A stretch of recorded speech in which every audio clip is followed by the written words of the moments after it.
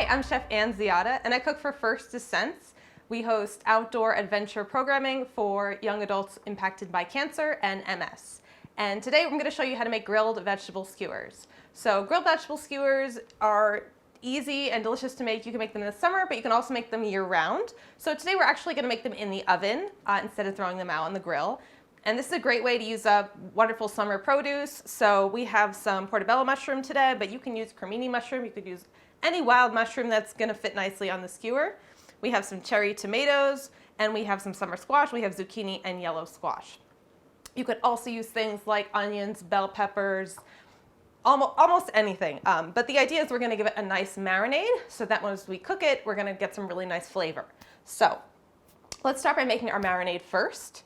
So first we're going to start with some extra virgin olive oil. So extra virgin olive oil you can heat up. I think there's a common misconception that heat is going to completely destroy it. But on the grill or in the oven, it should never get that hot that it starts to go rancid. Plus, it's going to be coated with the food. So the temperature of the food itself is not going to get too hot. So you wouldn't want to deep fry it, but you can absolutely roast with it and grill with it too. Great, and then we have a little bit of freshly squeezed orange juice. It's going to add some sweetness to our marinade and a little acidity as well. You can also use lemon juice, lime juice, whatever citrus you have around. Then we have some tamari or naturally brewed soy sauce. This will give it a nice umami flavor profile. It'll taste really rich and very almost meaty-like.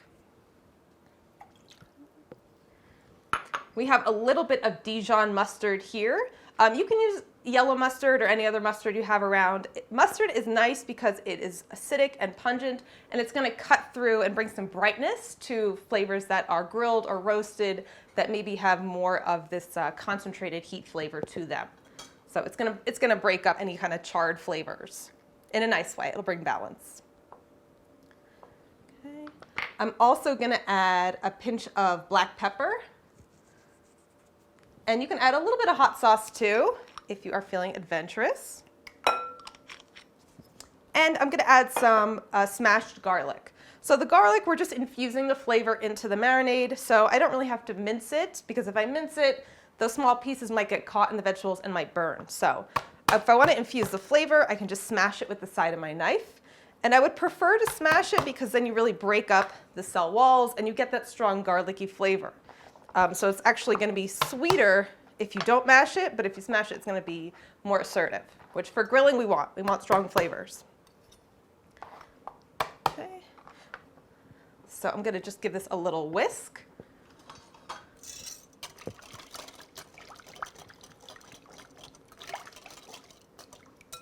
Okay. So now let's prep our vegetables. So for grilling, we want pieces that are bite-sized, that they won't have to take a knife and fork to eat. So probably around 1 inch or so is going to work. So for our cherry tomatoes, these are a good size. If they were bigger, you can cut them in half, but I'm just going to throw them in the marinade, just like that. Then for our portobello mushroom, so I'm going to start by just cleaning out these gills, which can burn very easily because they're so fragile. So I'm just taking a little spoon and scooping out. I don't have to get every bit of the gill, just the majority of it will make a difference. Okay. Let me get rid of those. Okay. And now to slice the mushroom, I probably cut this into like 4 by 4. That'll give us nice inch pieces here. So I want to use a nice big chef knife. I would say about 8 inches or so. And whenever you're cutting, you just want to make sure that your non-dominant hand, your fingers are tucked away so that they're nice and safe. So let's do 4 down, or 3 slices to make 4 pieces. Rotate it, and then get the other way. So now these lovely pieces of mushroom. Okay, toss them all together. And then for our summer squash, we can start by trimming off the ends. And depending how big your squash is, this is, I would say, a pretty medium-sized, but squash like to grow in all funky shapes and sizes. So for this one, I'm going to cut it into half moons. So it's longer than my knife, so I'm going to just trim it in half so it's easier to work with. Then I'm going to cut it in half again lengthwise.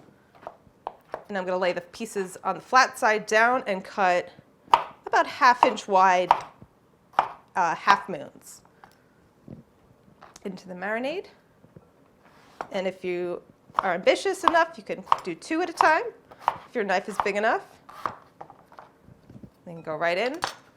Zucchini are great because they're going to absorb a lot of flavor. They're very spongy, and same with the mushrooms.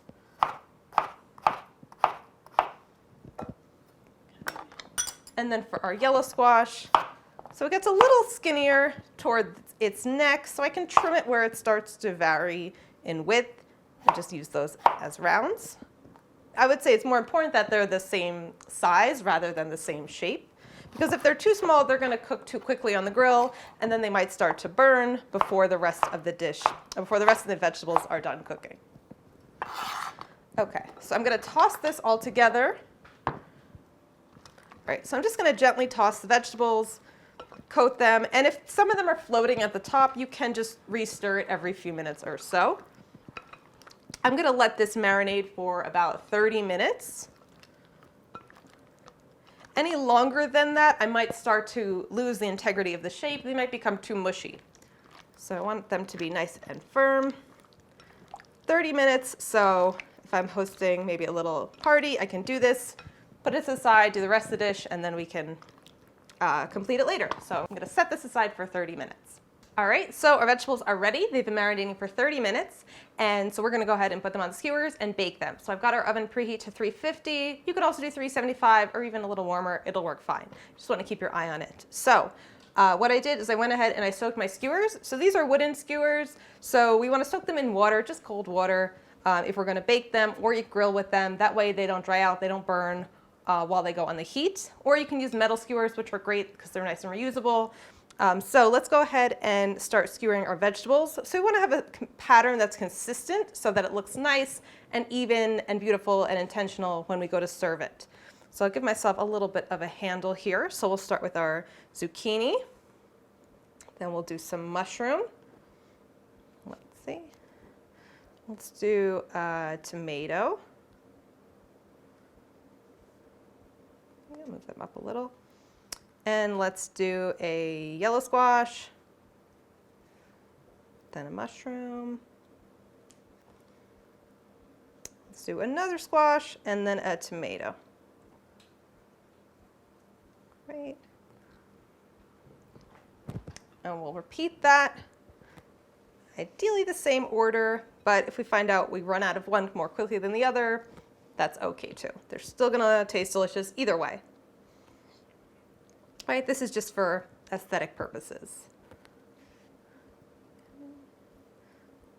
Mushroom. We'll do a green squash on this one. And our tomato. Great. So you could just line them up all on your sheet pan. All right, so we've got them all skewered up. They look delicious, they look fantastic. We want to make sure there's a little space between them so they cook nice and evenly, but this looks perfect. So I'm going to go ahead and put them in the 350 oven. I'm going to check them at about 15 minutes. Once they're nice and brown, they're done.